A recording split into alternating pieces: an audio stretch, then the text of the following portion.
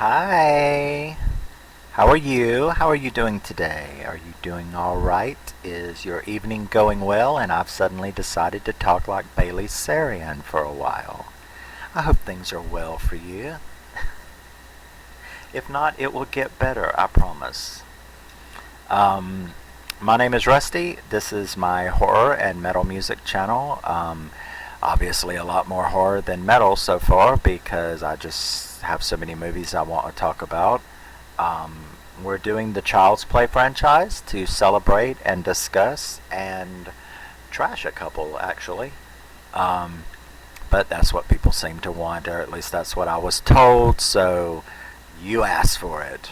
But we're back to talk about uh, my next movie in the Child's Play franchise.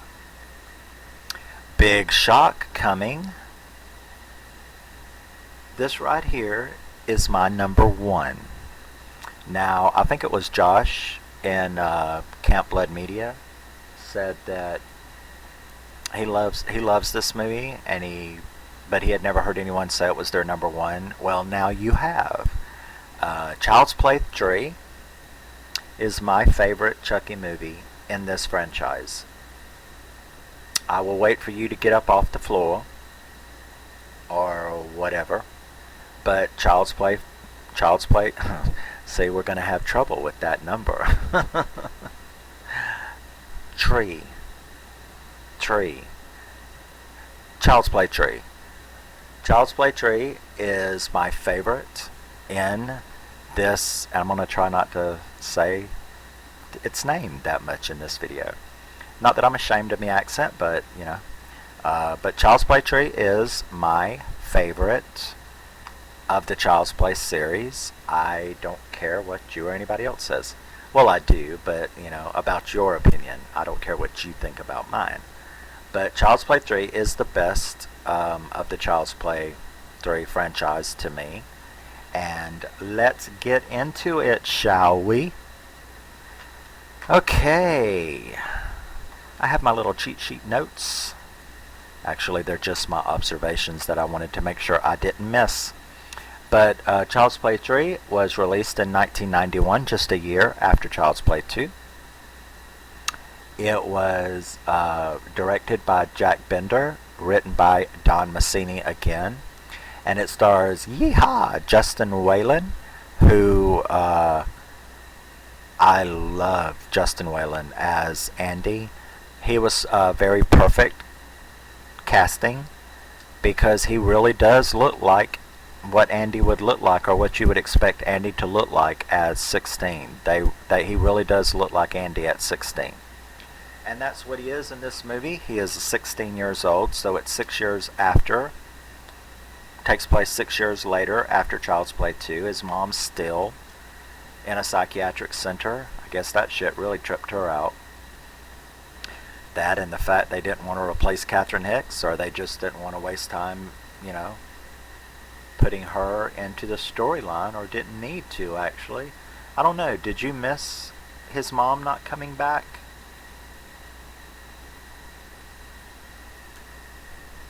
I love Catherine Hicks. I ain't got no problem with her, but I guess if I have to stop and think about it, I didn't really pay any attention to the fact that she didn't come back. It's fine. So the movie starts out with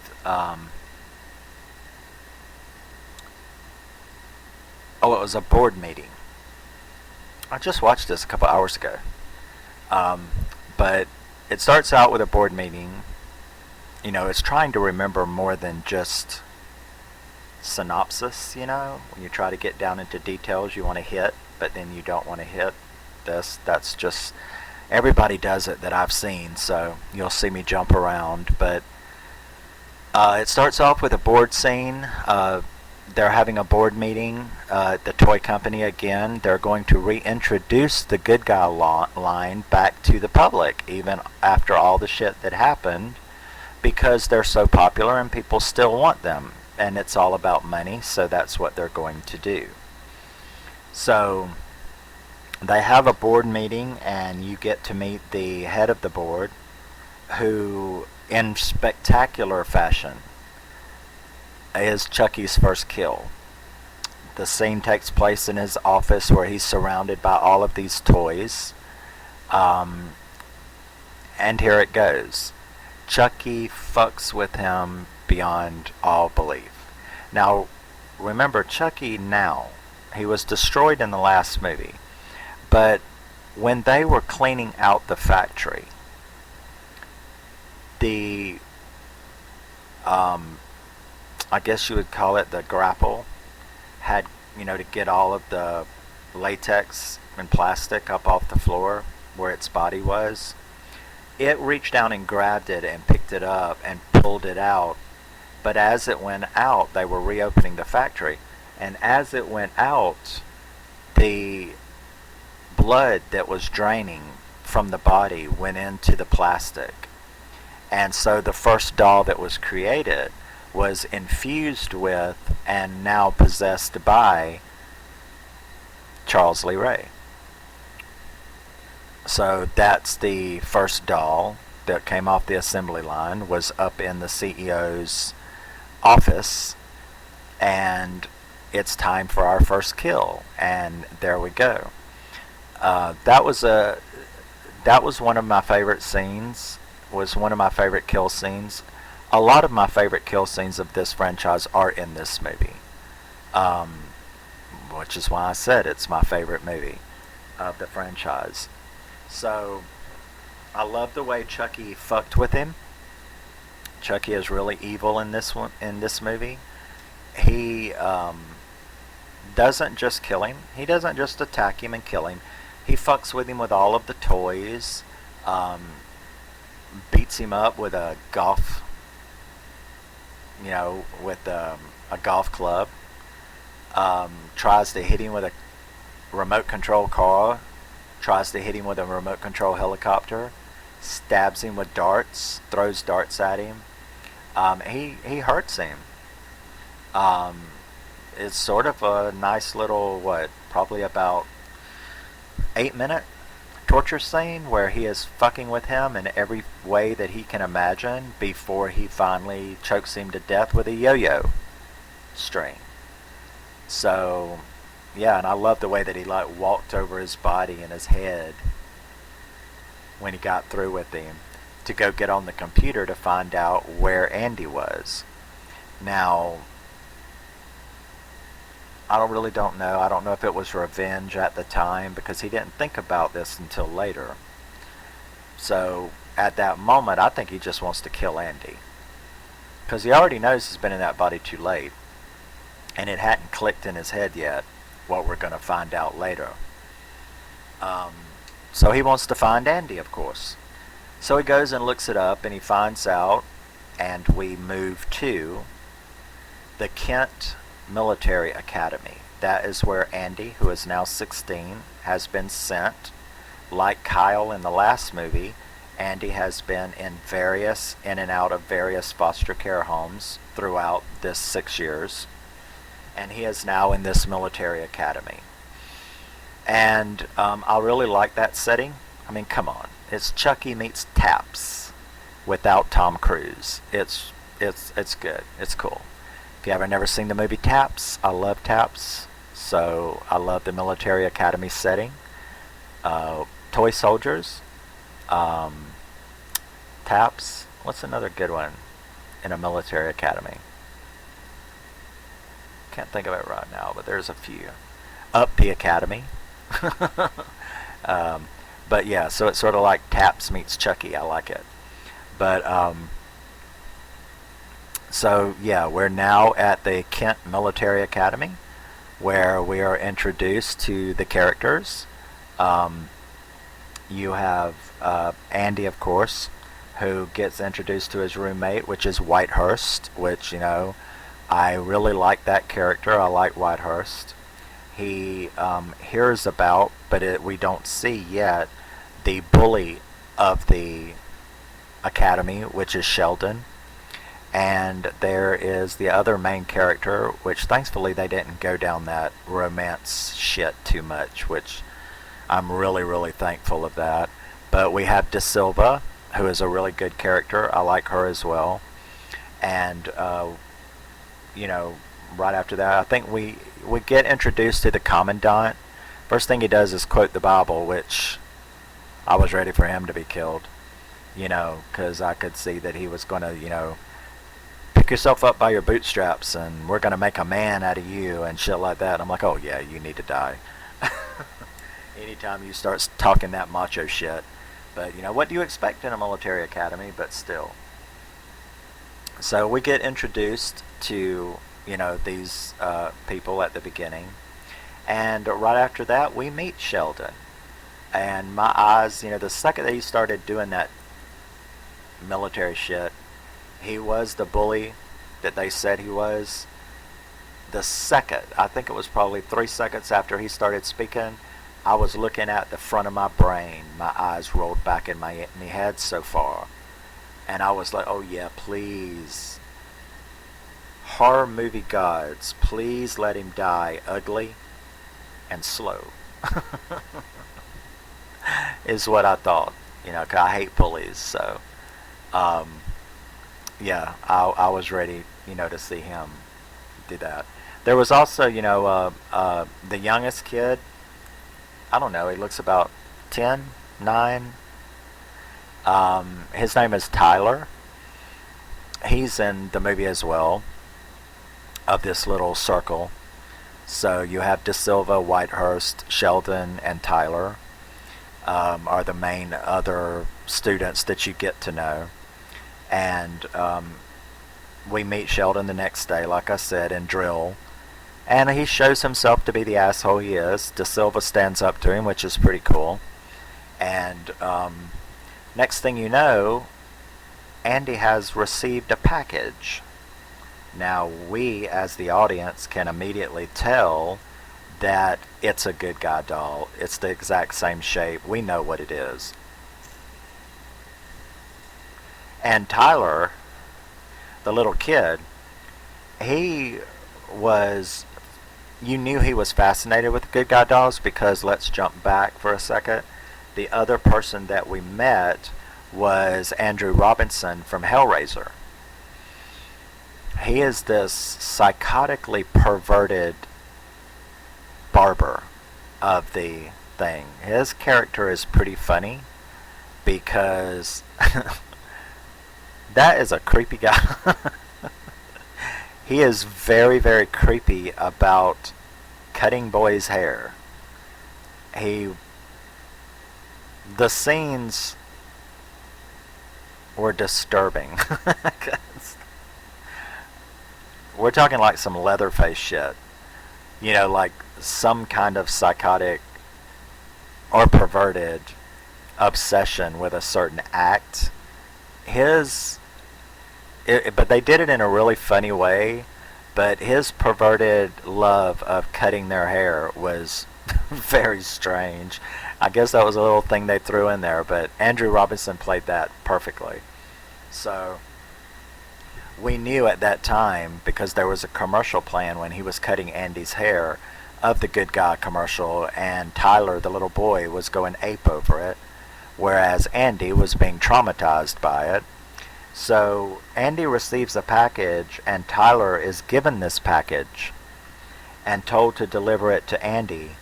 But, he's being bullied in the hall, and he drops it down the stairs, and the package rips, and he sees that it's a good guy doll, so he takes it and goes and hides it in the basement, because he wants a good guy doll. And so, you're like, oh God. And immediately, Chucky jumps out at him.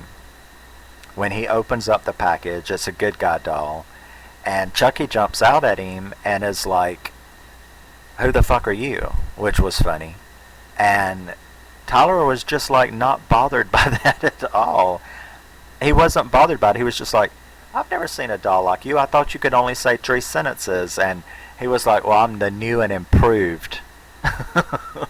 And it was kind of amazing how Tyler didn't really have... It didn't even scare him. He was just like, I've never seen a doll like you. That's neat. And so this is where it clicks to Charles Lee Ray. And that is, he says out loud, wait a second.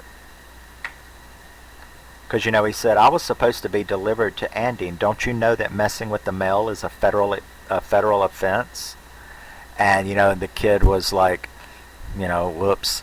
And then it clicked in Charles Lee Ray's head that, wait a second, I don't really need Andy because I already tried that. I've been in the body too long. I couldn't do it, but this is a new body. And Tyler is going to be the first person. And he says that. He says, and you're going to be the first person that I tell my secret to. So it's a new body.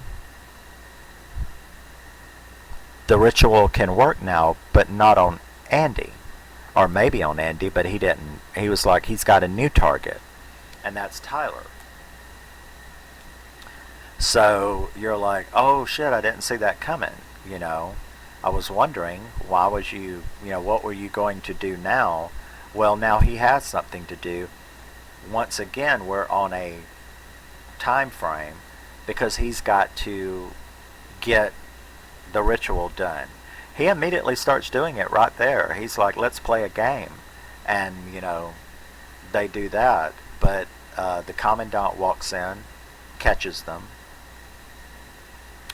takes the doll from him, says some macho shit about only girls play with dolls, and took Chucky across the yard and threw him in the dumpster or the skip. Threw him in the skip to be taken away by the bin man. And Andy had seen him walking across the quad with that doll, so he freaked out.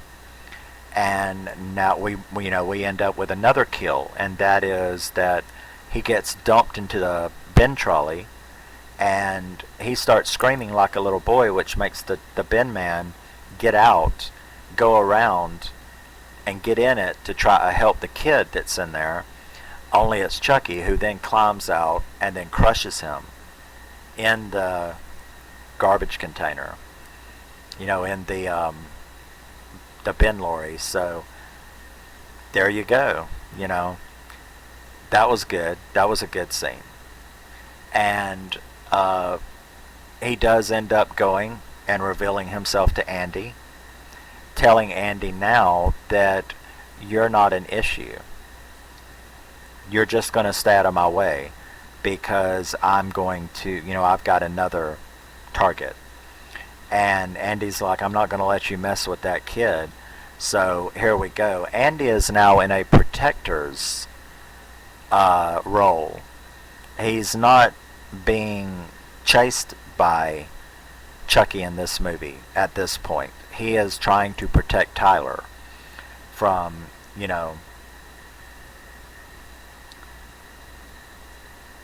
reveals to Andy.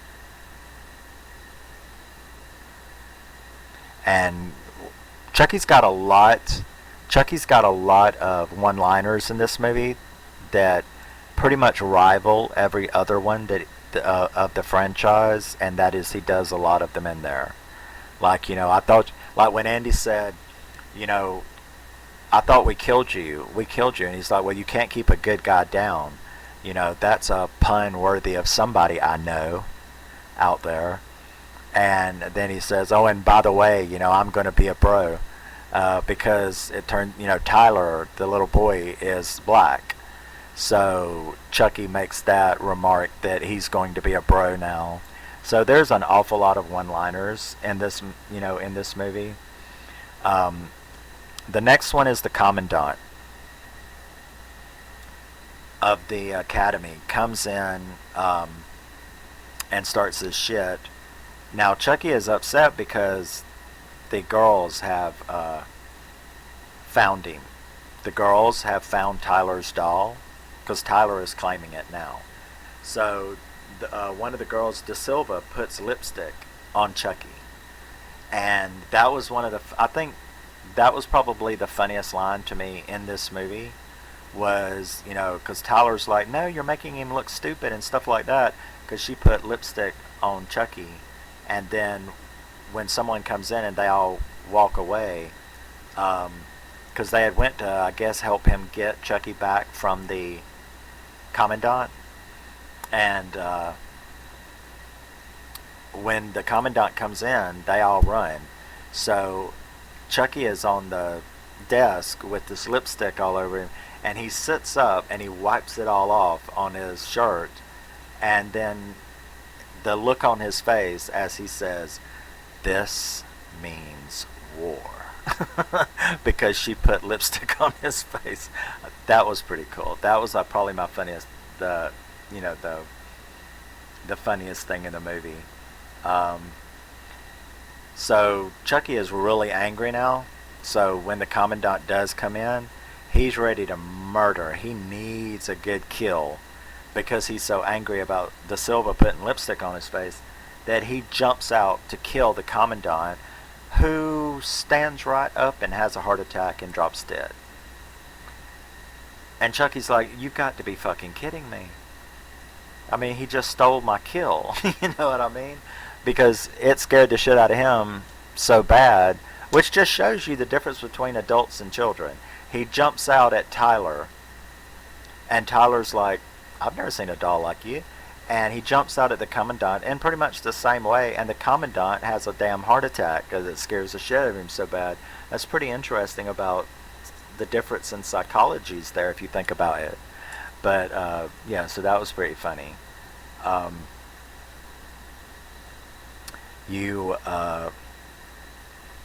What's the next one? You get to see Andrew Robinson again when they're all in the mess hall.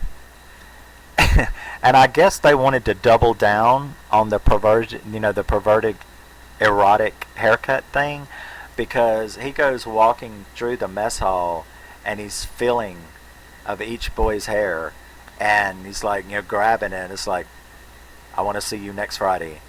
I want to see you there." And he came to this skinhead one, and he rubs it. He like rubs it, and he's like, "That's a good boy." And I'm like, the thing that people fetishize, you know what I mean? I understand everybody's got their thing and their little fetishes, but that was just weird. It was just fucked up. And Andrew Robinson was perfect. I mean, he played that pervert perfectly. So I loved that. But who was it? Whitehurst. Yeah, Whitehurst was the one that he said, "Oh, no, I want to see you right now after mess hall." So Whitehurst has to go, and Whitehurst is kind of really frail, and he's like the geek of the place, which so he's sitting there about to get a haircut, but before he comes into the room, the Chucky is hiding in there. And he wasn't after the barber. He just happened to be hiding there, and the barber came in and found him in the cabinet and took him out, and I was like, is he going to try to cut Chucky's hair? And sure enough, he was like, "When's the last time you had a good haircut?" And I was like, oh my god. So he was basically going to use Chucky as his fetish, which is cutting boys' hair. But so he puts him in the chair, and just that quick, Chucky had a weapon, which was the straight razor, and he slashes him, cuts his throat, and then he's like, "It looks good on you." The cut throat. He's like, "And just like that, you're dead." And but it looks good on you. And the guy turns around and looks at himself in the mirror with a cut throat, and it did kind of make you stop and think, what would that be like? I mean, you've got about 15 seconds to live, and you're looking at yourself dying in the mirror. So that was a pretty thought-provoking moment, about what would you do in that situation. I mean, if you got your throat cut, and there's really nothing you can do. So that was interesting. And then Whitehurst because the guy turns around and falls back in the chair. Whitehurst walks into the room with Chucky standing there with a straight razor, and the barber with a throat cut in the chair, and he just turns around and goes back outside to where I guess Chucky let him go, because he turns around and walks back outside, and he is definitely traumatized, but he walks right back into formation. Excuse me. And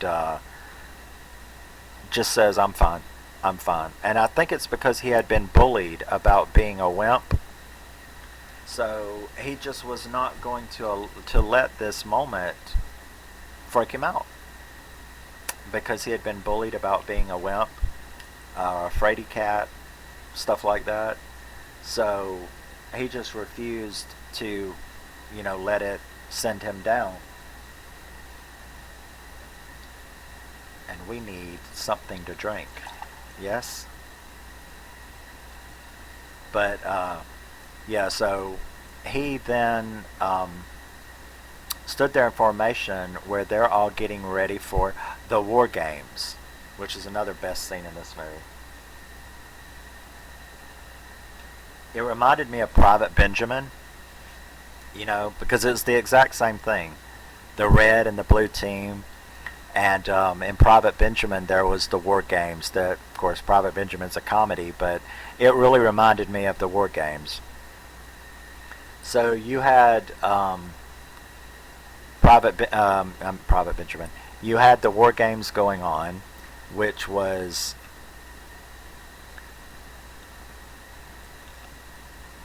red versus blue. Yeah, that's what it was. So Chucky is in there in the armory, and he replaces all of the red team's bullets, paintball bullets, with real live ammunition, and it's like says something about, I think this will slow all these pissants down. So you're like, oh my god. Now at first I thought that he had replaced both of them, but he didn't. He only replaced the red team's bullets, paint gun bullets, with live ammo. So that was pretty anticipatory, where you started going, what the hell's going to happen now? And we go out on the war games. Andy, of course, knows everything that's been going on. And Tyler is still hooked on Chucky. So Chucky comes and gets Tyler out of the tent, because here once again we're on a time frame here. So he wants to get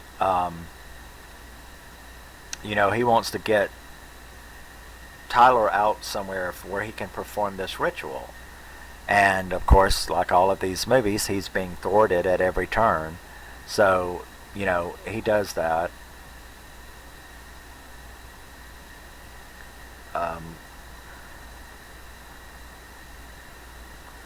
Yeah, let's see.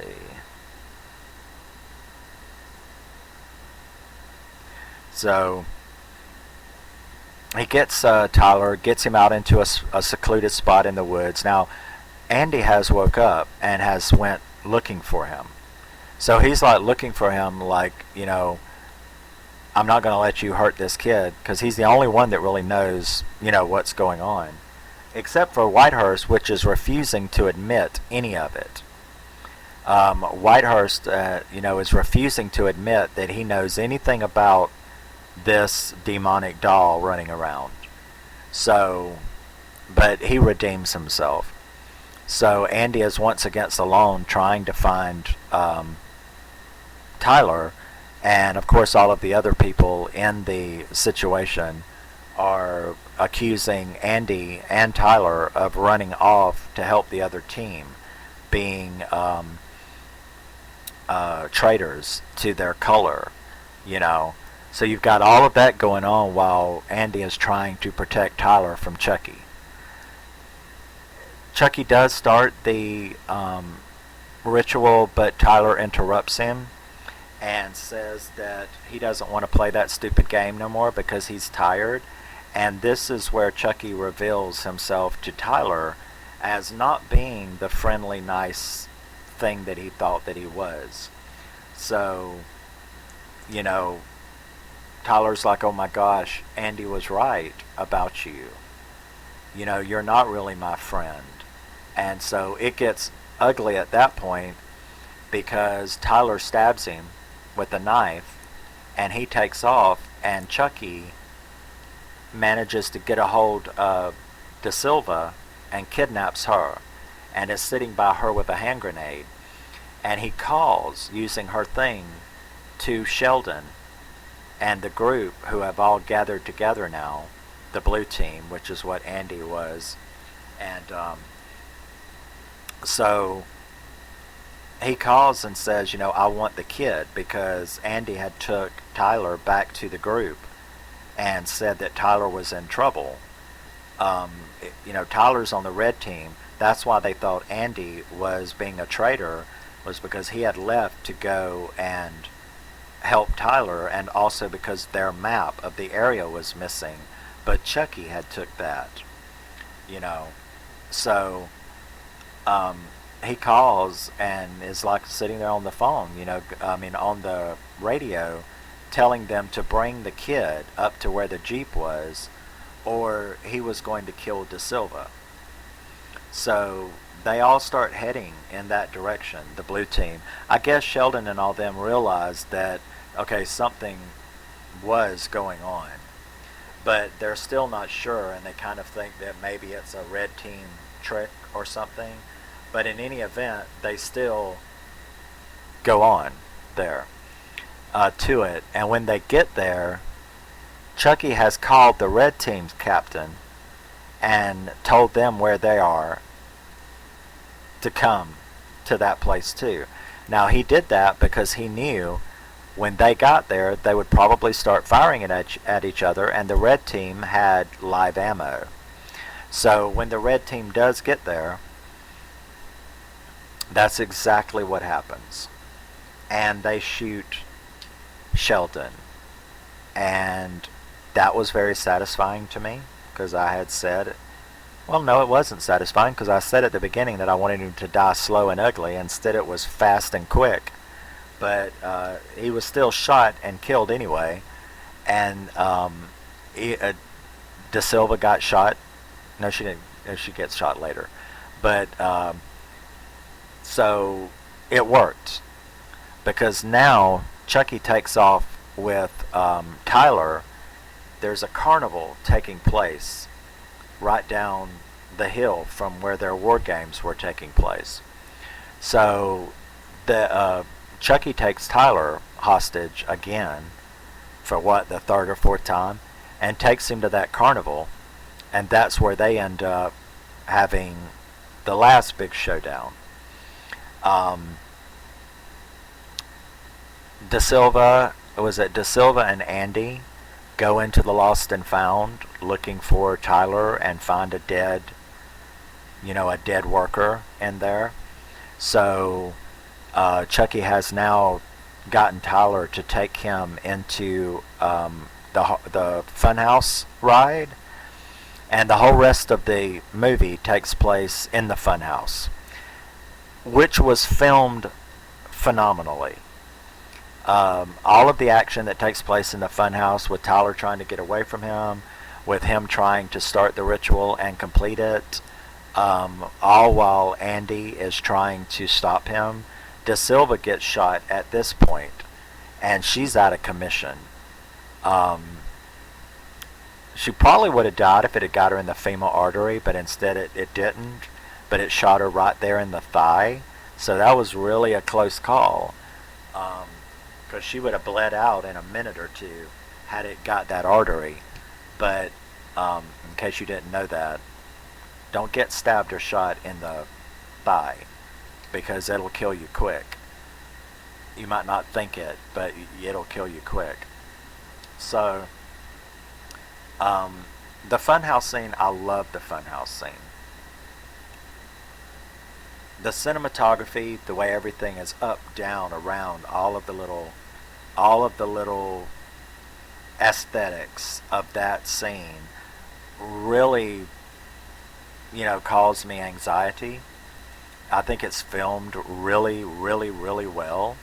And then, of course, the final scene is Chucky on this big giant mountain of skulls is doing the ritual above a blow fan. And the boy, was it Andy manages, I'm trying to think of how many times he shot him.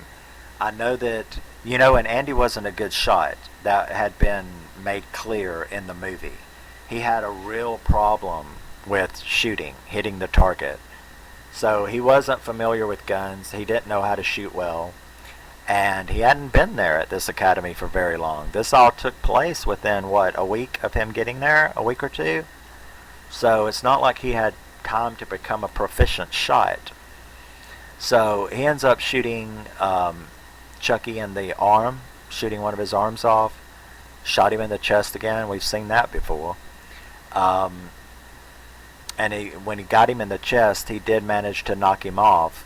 And he got up there, but then Chucky was still there, and he attacked him, which was a nice jump scare. He attacked him again, and Andy had almost fallen into that fan, but he managed to, he had given Tyler a knife earlier in the movie, and Tyler was able to pull that out and get it to him, so that he then reached up and cut Chucky's hand off, because Chucky was on Andy's back, and the Tyler was hanging down towards the fan. In other words, they had switched positions, and so he managed to reach up there and cut Chucky's hand off, grabbed him, and threw him over his head down into the fan, which cut him all to pieces. And they got out, and De Silva was being put into an ambulance, and just like these two movies were kind of interesting, the way that they just started rolling credits without you. I mean, of course it was the end, but these two movies were really interesting in the way they started rolling credits. You're like going 50 miles an hour, and then you come to a stop. I don't think it bothered me or anything. It's just an observation that I noticed, that Child's Play 2 and 3, they both were in full force, and when it ended, it ended. When he threw Chucky into that fan and he was all cut up and mutilated, it really did stop just like that.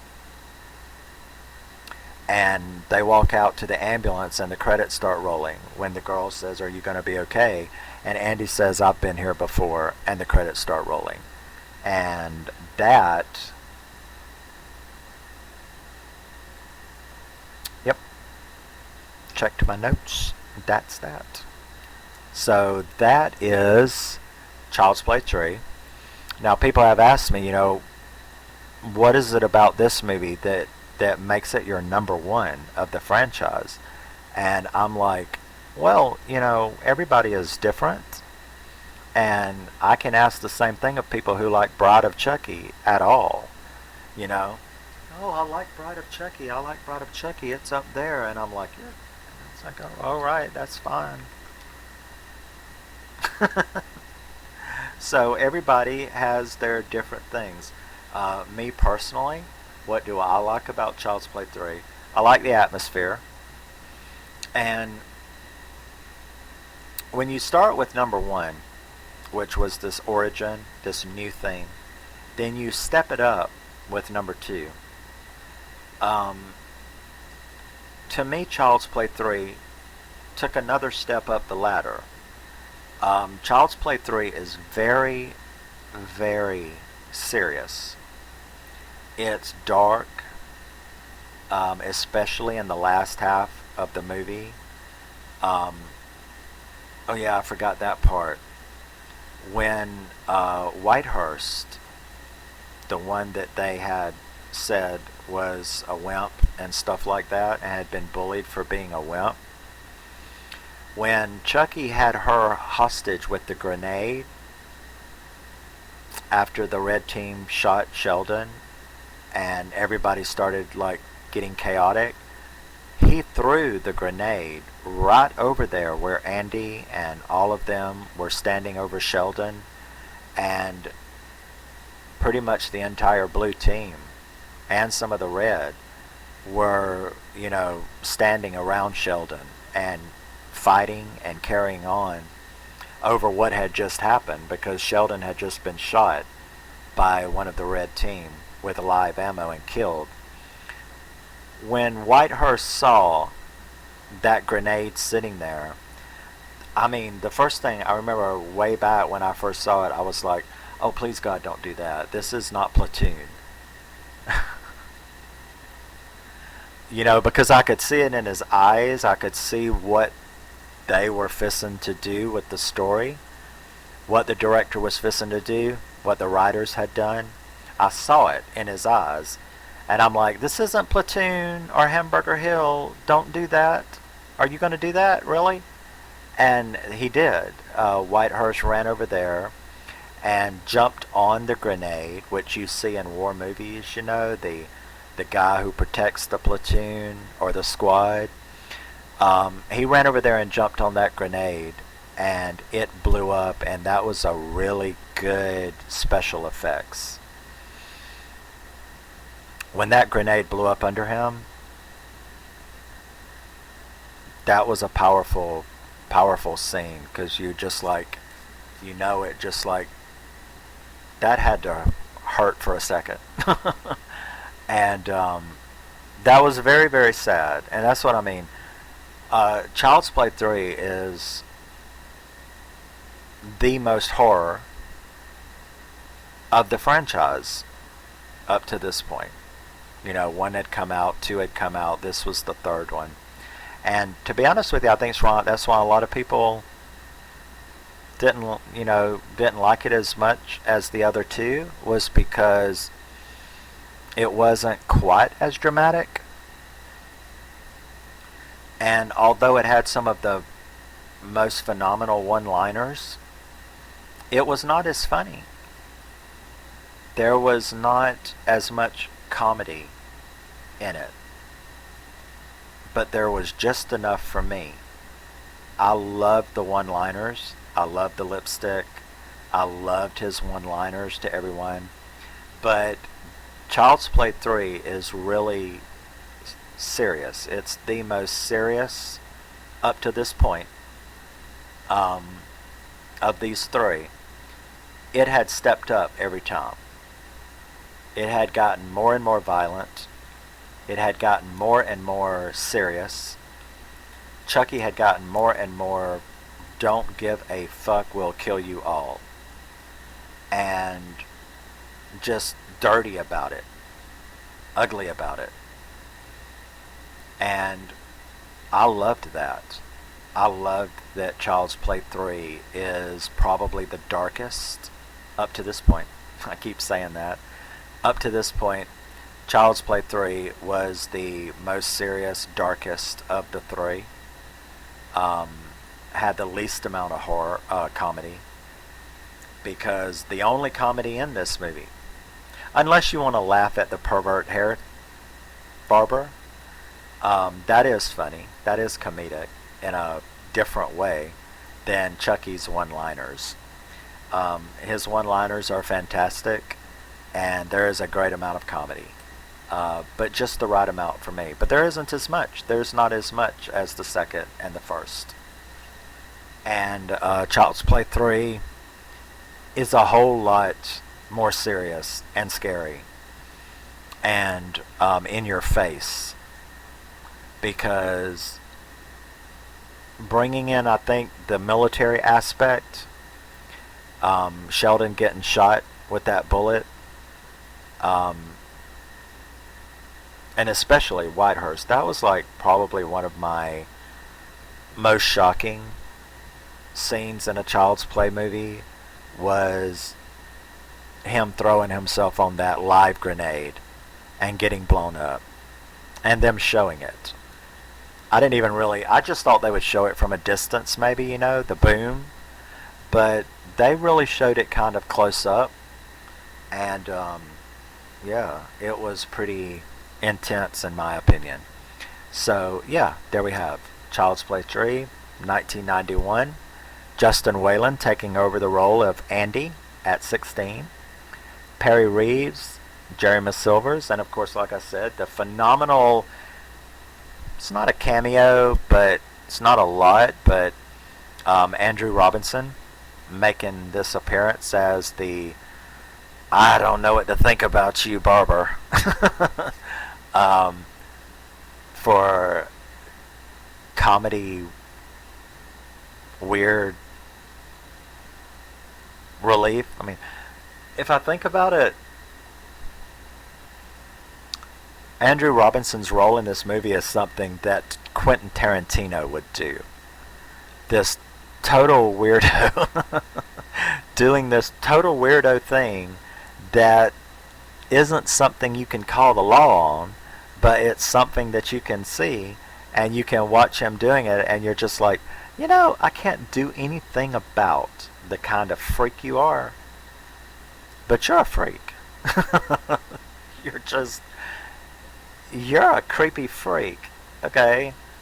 Ain't nothing I can do about it. You're not doing anything illegal, but I'm just telling you. Okay? You're a freak. You are a weird motherfucker, okay? And I don't even want to think about what's going on in your pants when you're doing those haircuts, but you're creepy as fuck. But it's not the kind of creepy as fuck you can do anything about except look at and go, you're weird. But yeah, Child's Play 3, my favorite of the franchise. Everybody's got their own if they don't understand. I'm glad every movie has its fans. And we're going to go on a trash fest next. So get prepared for that. I didn't intend on doing that, but I have been told recently, I don't really understand it, but okay. I've been told recently that, oh well, people don't like it if your channel just does movies you love. Okay, well first of all, here's number one. I am not going to do music I don't like. You can fuck off. You're not going to hear any hip hop or rap or anything on here that I don't like. That's it. There's not going to be any of that. I can only do so much for you. But I don't do reactions anyway. I discuss my favorite my favorite music. But I've been told that, oh wow, you can't just skip over movies that you don't like. And I'm like, yeah, but won't people get mad? I mean, what if somebody likes Bride of Chucky? I'm going to sit here and take a big dump on a movie that they love? Are they going to, downvote and unsubscribe and tell me to fuck off, I don't, and people are like, no, everybody's got their opinion. It's fun to hate and trash on a movie that you don't like. And I'm like, well, I just never thought of that. I just never thought about doing that. And they're like, well, you can't. People like it. That's what they want. And I saw it in chats, some people, saying, oh, I don't, I'll get bored if you just show, channels that just praise and spotlight the movies that they love, are boring. I want to see you shit on something every once in a while, and I'm like, okay, it's really not my style, but I'm not going to go buy a movie I hate to shit on it for you. But I'll go watch it at Tubi, or if I've already got it, like in a box set or something, okay, that's fine. So I had not planned on doing Bride of Chucky and Seed of Chucky. But okay, that's fine. I will rewatch them. I have them. I have a place where I can go watch them. I will go and watch them again, and I will make you pay for it. because I fucking hate those two movies. You understand? Do you understand the definition of the word hate? I hate those two movies. So I'm going to go and watch them again to do the whole franchise. I'm going to watch them again, and then I am going to shit all over them for you. So, okay. That's what y'all told me to do. That's what I'll do. So, next we will have Bride of Chucky, and we will discuss that. This has been Child's Play 3. I hope that doesn't scare you, but according to people, that's what you're supposed to do, is you're supposed to talk about the movies you hate just as much, right along with the movies that you love. So I will do that. And if I catch shit for it, I'm blaming several people that I know who told me to do that in the horror circle. So we will see. But yes, next up will be Bride of Chucky, a movie that I thoroughly and exhaustively hate. And I will talk about it, discuss it, and tell you why, if that seems to matter to you. I will tell you exactly why I hate that movie. And till then, I have loved talking about my favorite Child's Play movie, which is number 3. And I will see you in the next one. Love you, miss you, bye. And we will be back with Bride of Chucky in the next video. And I will see you then. Thank you very much for tuning in and telling me what you think about Child's Play 3. Even if you hate it, you can go ahead and get me back for shitting on Bride of Chucky next time by shitting on my favorite movie right now in the comments. Feel free. Let's have a hate fest. But love you very much. Hope that you enjoy celebrating and talking about Child's Play 3. And I will see you in the next one. Stay scary and keep screaming.